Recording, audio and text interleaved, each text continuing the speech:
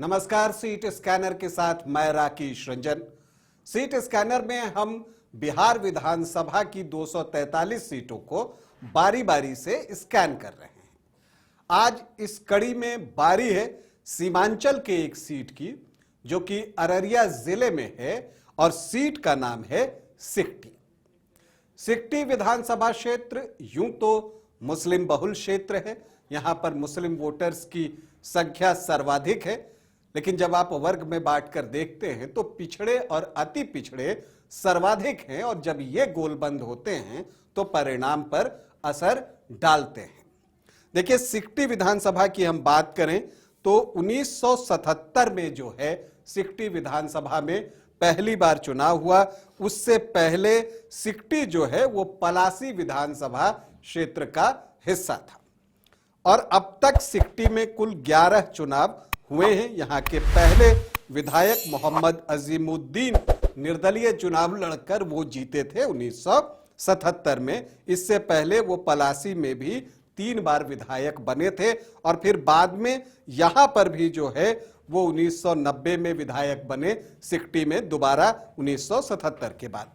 कुल 11 चुनाव में बीजेपी को 4 बार कामयाबी मिली है, सबसे सफल पार्टी, जबकि मुस्लिम वोटर्स की संख्या यहां अच्छी खासी है, 32% से ज्यादा मुस्लिम वोटर्स है।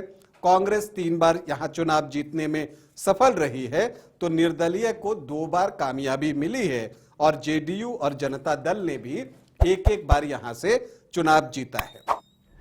विजय कुमार मंडल, आनंदी प्रसाद यादव, मुरलीधर मंडल और मोहम्मद अजीमुद्दीन यहां से 2 बार चुनाव जीतने में सफल रहे हैं।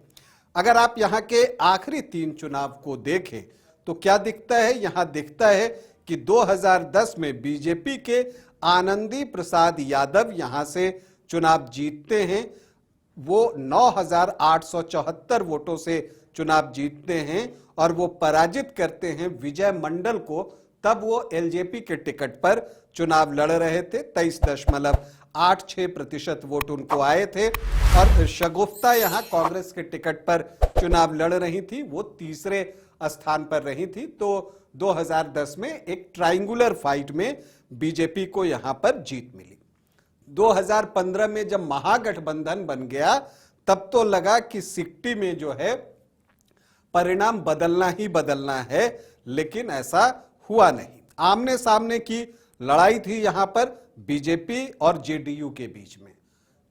महागठबंधन में जेडीयू तब तक जा चुका था आरजेडी और कांग्रेस के साथ, सीट जेडीयू को दी गई और शत्रुघ्न प्रसाद सुमन जो है वो जेडीयू के टिकट पर चुनावी मैदान में उतरते हैं। लेकिन इधर बीजेपी से विजय कुमार मंडल जो है वो चुनावी ताल ठोक देते हैं।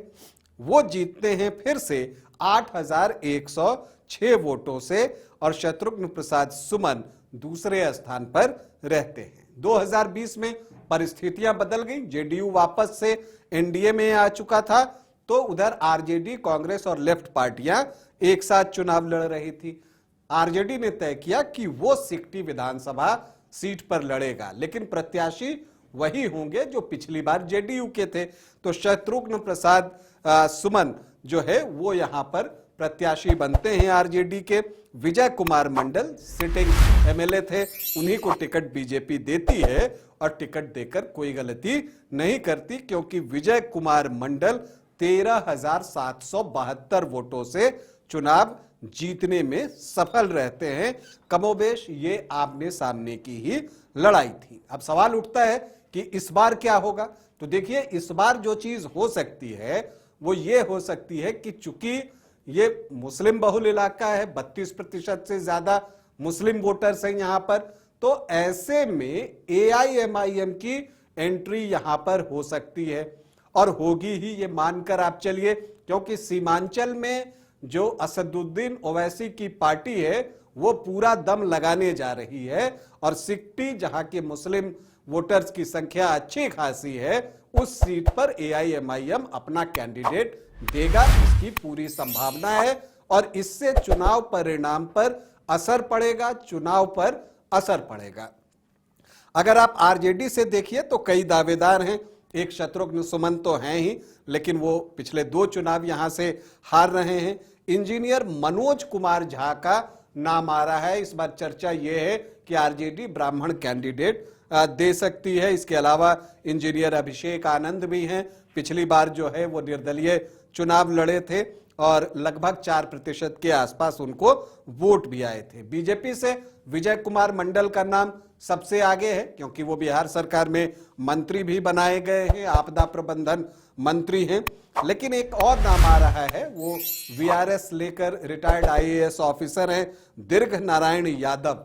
वो भी बीजेपी की तरफ से ताल ठोकते हुए दावेदारी कर रहे हैं कि उनको इस बार यहां पर अवसर दिया जाए। लेकिन इस सीट पर महागठबंधन से आरजेडी के अलावा वीआईपी का भी दावा है और हरि प्रमाणिक जो है वो लगातार जनसंपर्क कर रहे हैं। जनसुराज भी अपना प्रत्याशी भोला सर को बनाने की सोच रहा है। अब संभावना है, क्या होता है ये तो आने वाला वक्त बताएगा। अगर यहाँ के जातीय समीकरण को आप देखिए तो जो एससी वोटर्स हैं वो 12.78%, मुस्लिम 32.1% और यादव 9.37%। तो 42 से 43% जो है एमओआई का समीकरण पहुंचता है, तो ये एक स्ट्रॉन्ग समीकरण है। लेकिन जब आप आरजेडी के वोटों को देखेंगे तो वो आपको इसी के आसपास जो है वो दिखता है, 39 से 41-42% के आसपास। इसका मतलब बाकी वोट जो हैं वो एक तरफ बीजेपी की तरफ कंसोलिडेट हो रहे हैं, क्योंकि बीजेपी को 45 से 47% के आसपास जो है वो वोट आ रहे हैं पिछले 2 चुनाव से। तो अब देखना है कि आरजेडी यहां किस रणनीति के तहत उम्मीदवार उतारता है या महागठबंधन, और क्या वो विजय कुमार मंडल को जीत की हैट्रिक लगाने से रोक पाता है, यह देखना है, या विजय कुमार मंडल इस बार जीत की हैट्रिक लगाएंगे और बीजेपी 5वीं बार सिकटी में जीत हासिल करेगी। यह भी एक सवाल है। तो जो कुछ भी होगा वो हम आपको बताते रहेंगे। फिलहाल आपसे अनुमति चाहेंगे, इजाजत दें, नमस्कार।